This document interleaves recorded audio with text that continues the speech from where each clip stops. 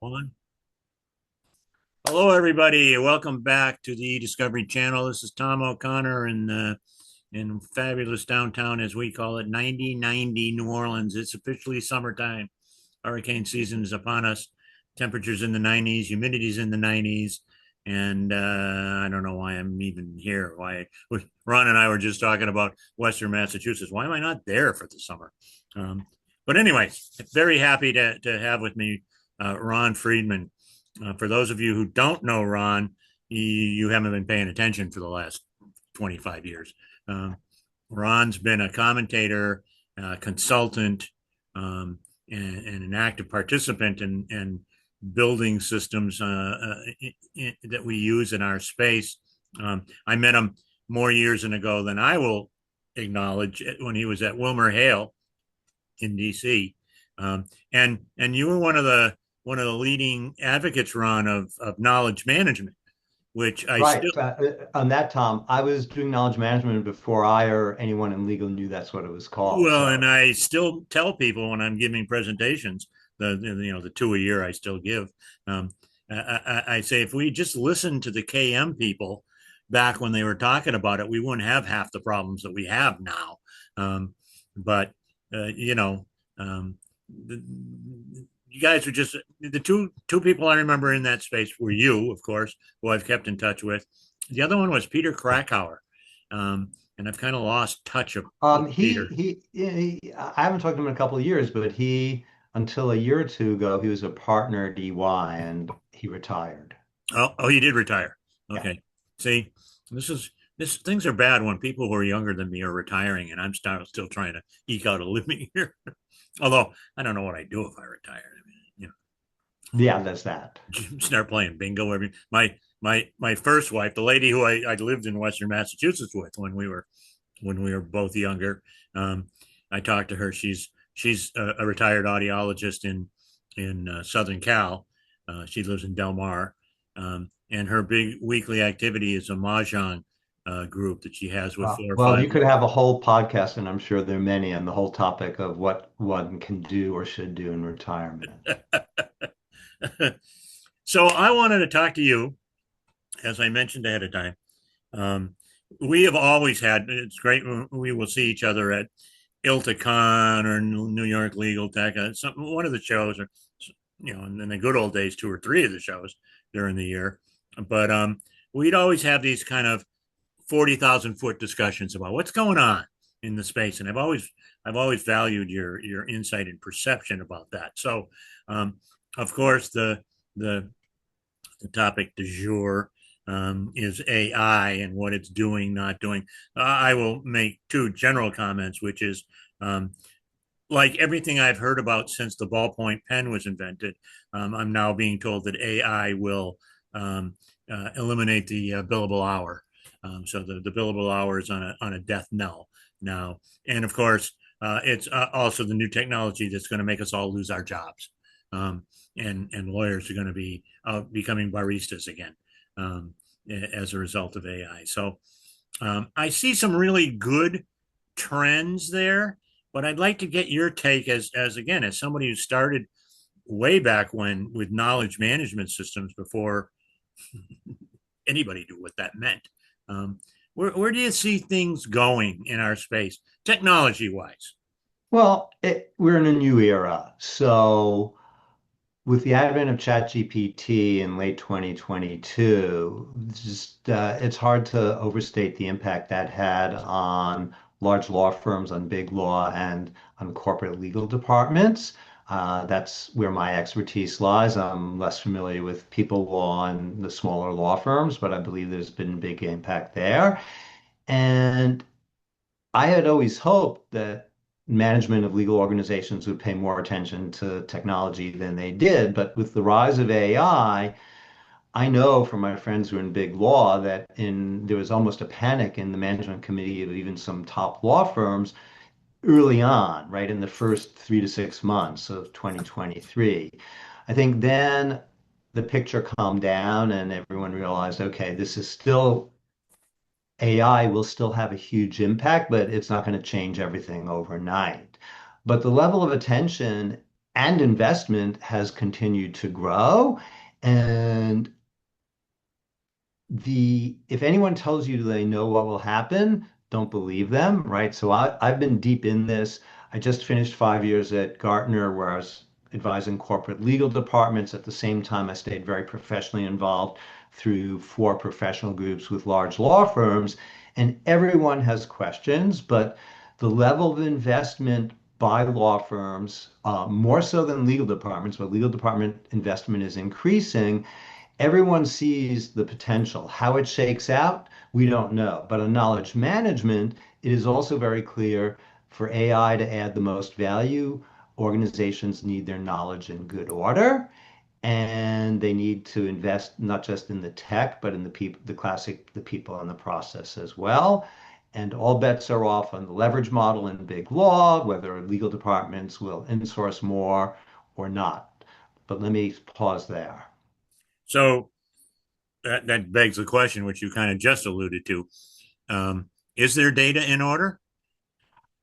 Some firms, some legal departments, yes, but many are struggling, right? So there had historically there was not that much attention paid to data, right? And when I was on the practice side in the 90s, it was really more get all the documents in the document management system and try and make sense of them there, which was and to some extent remains a challenge, although AI is helping with that. But starting about a dozen years ago, there were some firms. I think it was driven partly by the advent of a product called Foundation, now owned by Latara, which was experience management. And firms realized to actually know what they had worked on, they needed to unite data sources, and that required a lot of cleanup within and across systems. So data normalization, data cleanup, and integration to be able to have your timekeeping finance system talk to the documents, talk to the CRM, the customer or client relationship management system. And the firms that have invested in that are in better shape for AI, but there's still firms I've talked to where many lawyers don't use a document management system and their systems don't talk to each other. And they can still get benefit from AI, but they should be cleaning up and enhancing their data.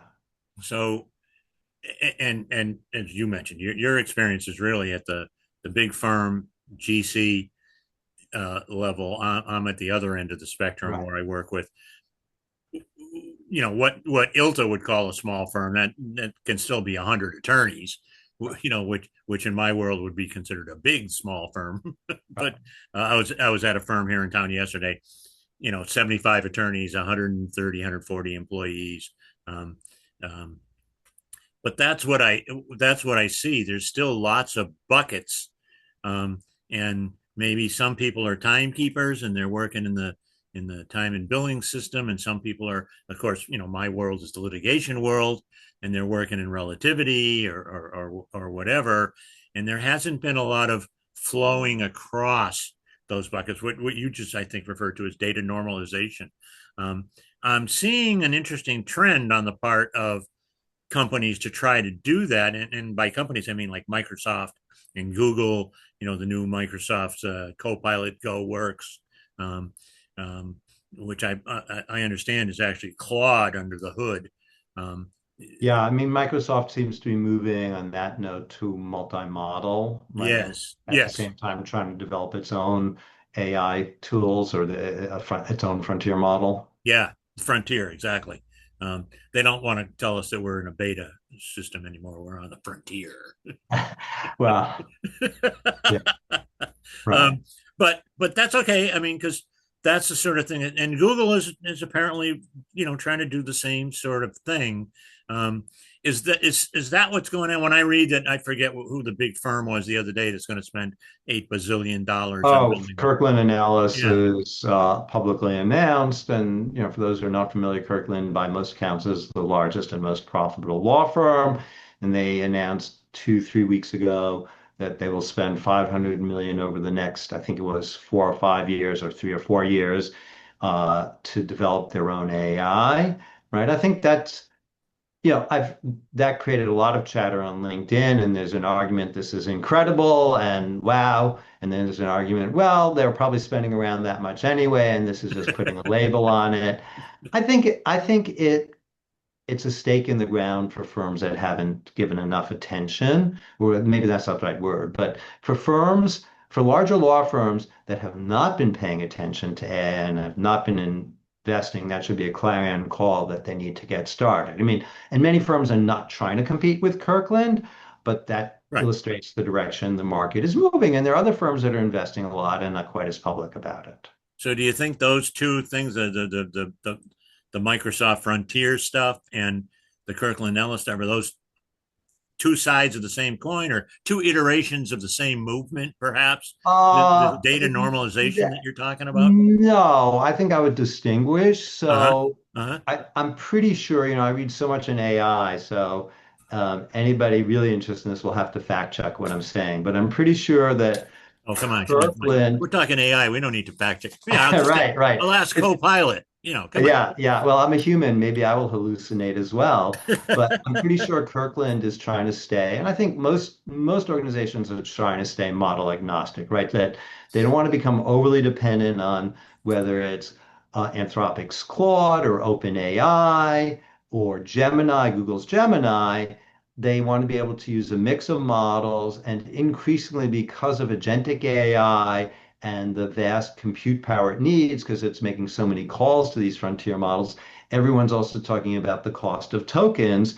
And so you need orchestration layers and have or routing and orchestration. And a router will say, okay, this kind of query, I can use an on-prem open source model that essentially the compute cost is close to free versus, oh, this is complicated. Let's use an expensive frontier model. Let's use OpenAI or Claude or Anthropic or Claude's most advanced model. So I think that kind of engineering is happening at Kirkland and other firms that are more ahead on AI because you need to do that longer term. Well, So, medium term, longer yeah, term, who knows? yeah, long term, who knows? 5 years from now, it's all going to be quantum computing, and we're all going to be living in a Well, Stephen King universe. I hope you're right, but I think an important message for everyone is this year, especially, every month has felt like a year of prior AI time, right? Because we went from prompting, everyone learned prompting, prompt engineering, and then it became context. And suddenly, well, oh, it's not really context engineering, it's harnesses, like all the stuff around the AI.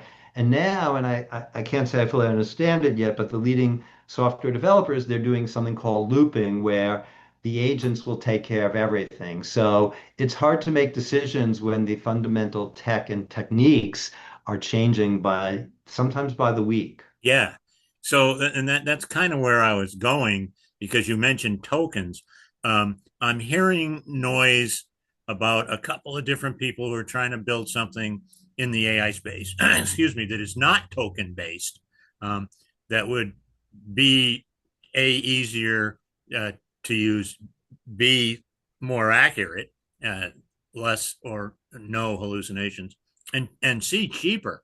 Are you hearing anything about that? Are we just on the I, leading edge of what the technology is? I've seen one or two references to alternative architectures, to large language models and the Yeah, neural nets under them. I can't say I'm up on that, but it would make sense in our market economy and given how much money is flowing in that there will be announced and unannounced startups trying to figure out better ways because right now just going in and saying I think it's almost impossible to go in and say we have a better large language model because the AI talent is locked up by the frontier model developers and the compute resources.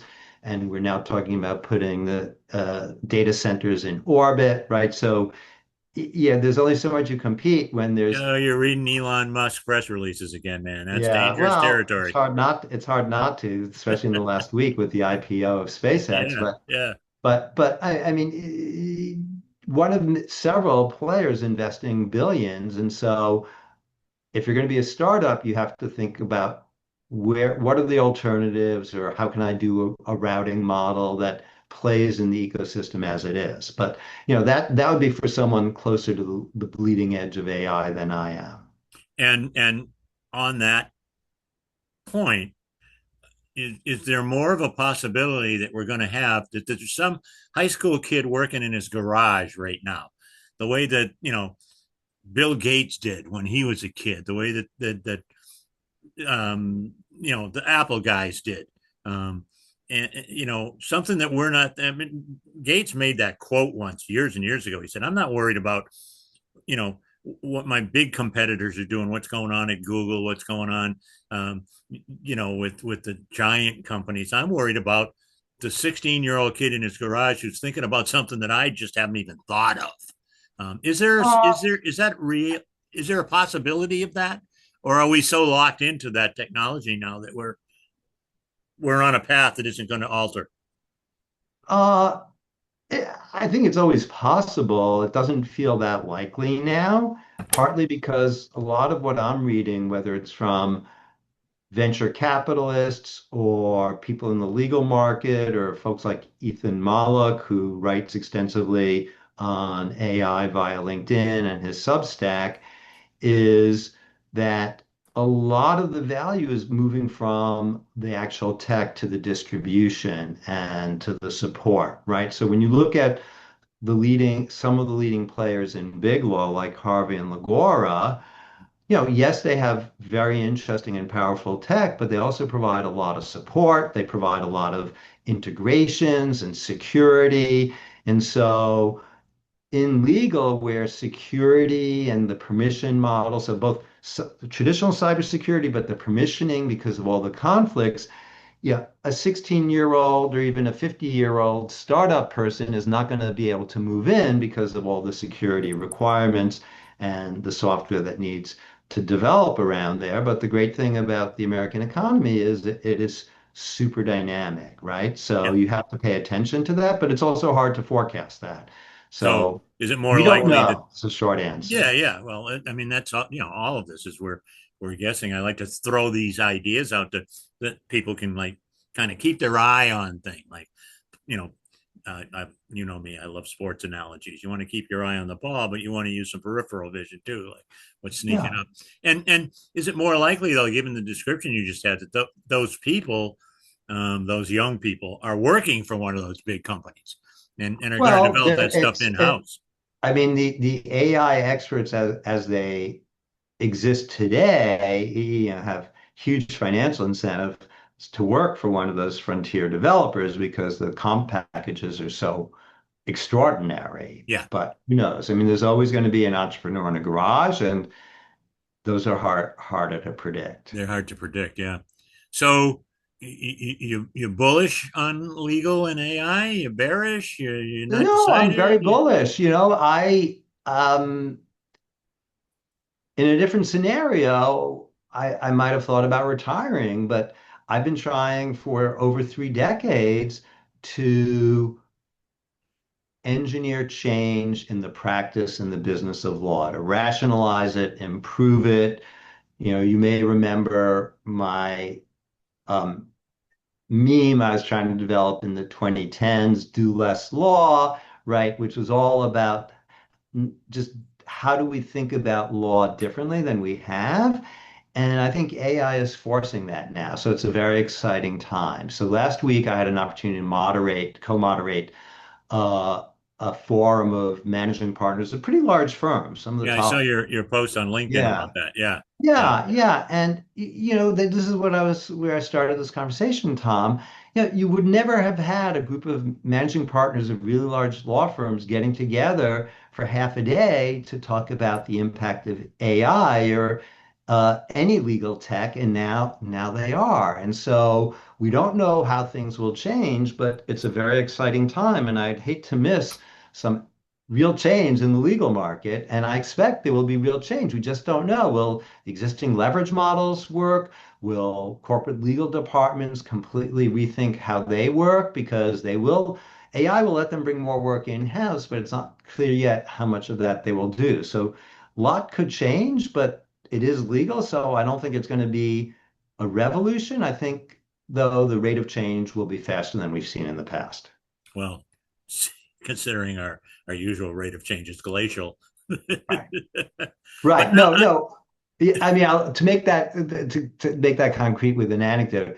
I mean, there were times already, even 10 years ago, I would talk to friends in the market and they'd say, "Oh, I'm thinking of leaving legal, but I don't know if it's going to work out, and I'm nervous about coming back in." And I say, "Look, you could be away for 3 years, and you could come back and not that much would have changed. It'll take you a couple weeks to come up to speed." That's not true anymore. I mean, after I left Gardner, I was in France for 3 weeks and I was still reading, but it felt like I was missing a year. So Yeah, fear the of rate of missing change out, is huh? up.